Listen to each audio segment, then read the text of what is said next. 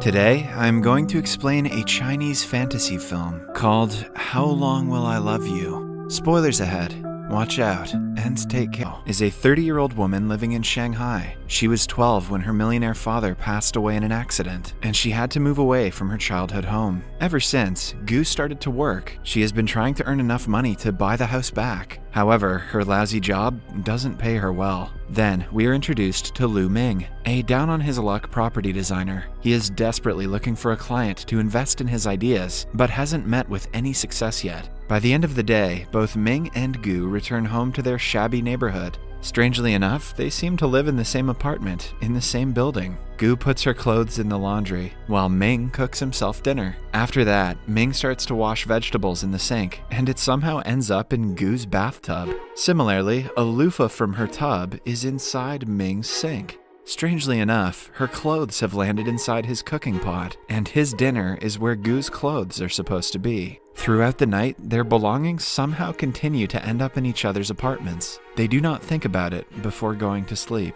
In the morning, Ming wakes up because of a slap to his face. Gu's room has merged with his and turned into one single giant room. Initially, they panic and think they are being burglarized, but then they register the condition of their rooms, which makes them even more confused. Outside Gu's window is bright, sunny weather, while Ming's side is pouring. The two stand in front of their door, which is also merged. Ming goes first and opens his side of the door. Outside is a world that seems normal to him, but shocking to Gu. It turns out he is 25 years old and lives in the year 1999. Gu quickly goes through her side of the door, and this time, Ming is surprised to see the developed world of 2018. It turns out that they live in the same apartment, but in two different timelines that have somehow merged into one.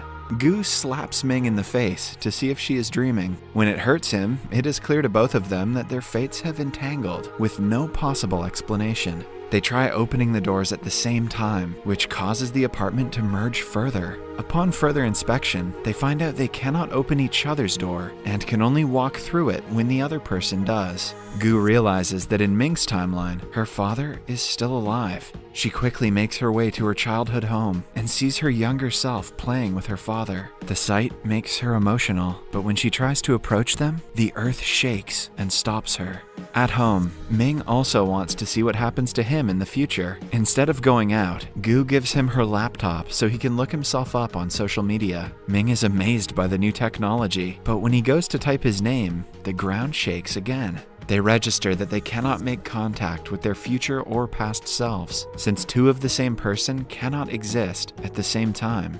At night, Gu plays music on the phone and orders food through AI assistants. Ming is stunned by everything that the new phones can do. In the following scene, a group of wealthy businessmen and scientists are in a meeting about dimensional shifts. The scientist gives an example of a disappearing plane to prove that it traveled through time and dimension before returning to its place of origin. According to his research, a merge of the dimensions has already formed in the city. Now all they have to do is find the coordinates to the place. The businessman plans to use the dimensional portal to make money. We do not see his face throughout the meeting, but it is clear that he is funding the research to profit using the phenomenon.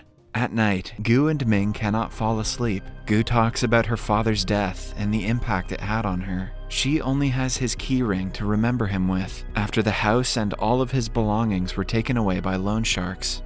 The following day, they go about their normal life through the respective sides of their doors. Gu is looking for a rich husband who can buy her the house in exchange for her hand in marriage. She goes on several dates with guys but hasn't found anyone who is willing to fulfill her gold digger fantasies yet. She is on yet another blind date with a man who seems to like her very much. When he asks her what she expects in a relationship, she shows him a virtual presentation of the house. The guy feels like he's in a meeting with a realtor, which is definitely not what he's looking for on a first date. Then, Gu meets a man from an online dating app. She tells him her condition for marriage, and he happily agrees to it. It turns out the man owns a farming business and is a millionaire. He is double Gu's age and talks like a pervert, but she still decides to give him a chance. He wants to pay only half of the down payment for the house, so it could be bought in both of their names. They go to an ATM to withdraw the money. Gu goes first and hands the money to the guy, before sending him to buy a bottle of water. But to her unfortunate luck, he turns out to be a scammer who runs away with her money.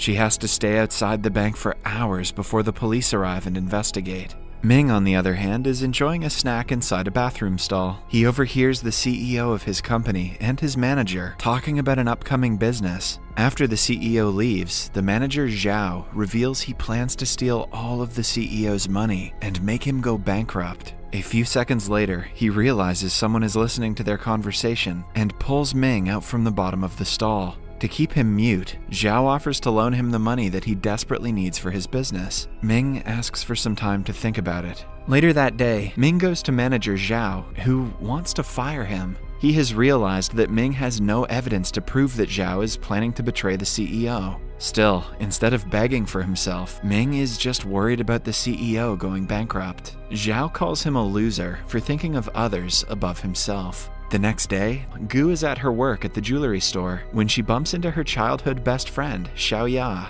She pretends to be a rich customer to seem more appealing to Xiaoya, who is married to a millionaire. The girls talk for a while, and throughout the conversation, Gu boasts about her non-existent billionaire husband. The lies backfire when Xiaoya arranges a dinner between the two couples for that evening. Gu makes Ming wear a rented suit and brings him to the dinner. It goes well for the first half, before Ming drinks from the ice cup, shows the rent tag in his coat, and says that he works as a UFO researcher. At the end of the night, the fake $1 million diamond in Gu's finger falls on the stove and melts. She returns home crying, while Ming consoles her.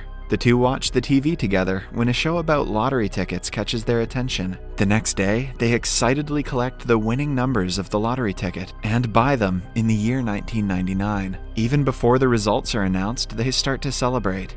Gu takes Ming out on a date where they play VR games, walk around the city, and go to the bar at the end of the day. They forget that they are broke and drink more than they can afford.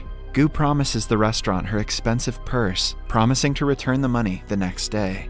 The next morning, they wake up on the same bed. They are nervous because it is the day lottery results will be announced. They eagerly wait for the announcement and are overjoyed when they actually win the lottery. However, it doesn't last long, since the number on their card disappears right after. Only then do the couple realize that they cannot alter the future in any way. But if so, they are confused why their fates were intertwined. Gu never gets her bag back from the restaurant and returns home angry. On the way, the duo argues and calls each other names. All of a sudden, they notice Ming's face on a large billboard. It is then revealed that in 2018, he changed his name to Shi Yi and has become one of the biggest builders in China. He owns a multi-million-dollar company and is about to hold a press conference in a venue that is only minutes away. Ming is shocked to be looking at his future. Gu, who was arguing with him a second ago, starts sweet-talking him. Ming goes to the conference and sees his future self, Shi Yi, for the first time.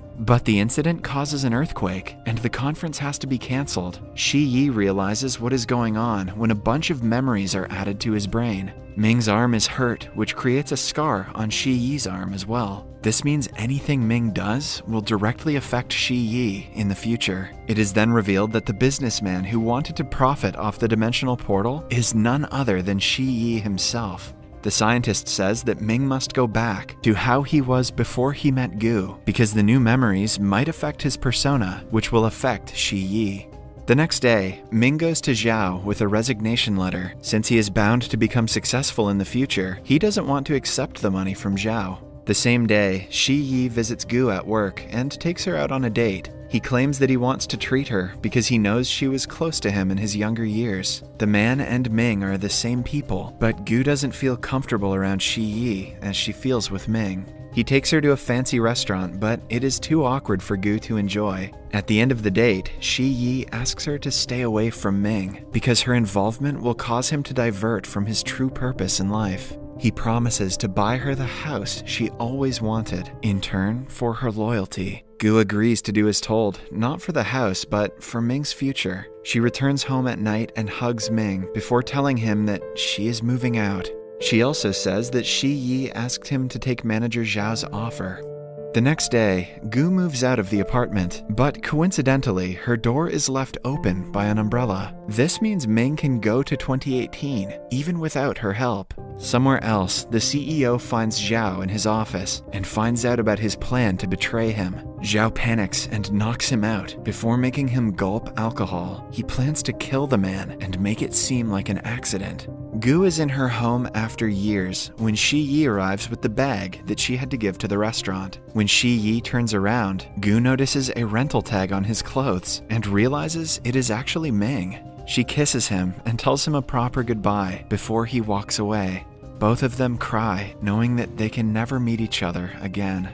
When Ming reaches home, he gets a call from Zhao, who calls him on a bridge. He wants to use Ming's help to kill the CEO and make it seem like an accident. Ming obviously refuses to do so, but Zhao claims that he is in too deep into the matter to turn away at this point. Suddenly, Ming realizes Shi Yi chose to help Zhao in the past, which is the reason for his success. He took over the manager's position after the CEO's death, building his empire on blood. With time, he became ruthless to the workers and cared only about money. That is why he is a completely different person from Ming. The universe has given Ming a chance to make the right decision this time. Furthermore, by the CEO's keyring, he discovers he is Gu's father. All this time, Gu is orphaned because of the decision Shi Yi took. Not wanting to make the same mistake, Ming saves the man's life. As soon as he does so, the evil Shi Yi of 2018 disappears, meaning Ming changed the future. Now, Gu will never have to lose her father, and will grow up to be someone else. This also means that the current Gu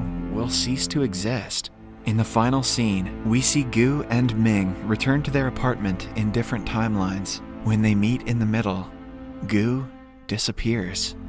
Well, that just goes to show you, gold digging doesn't pay.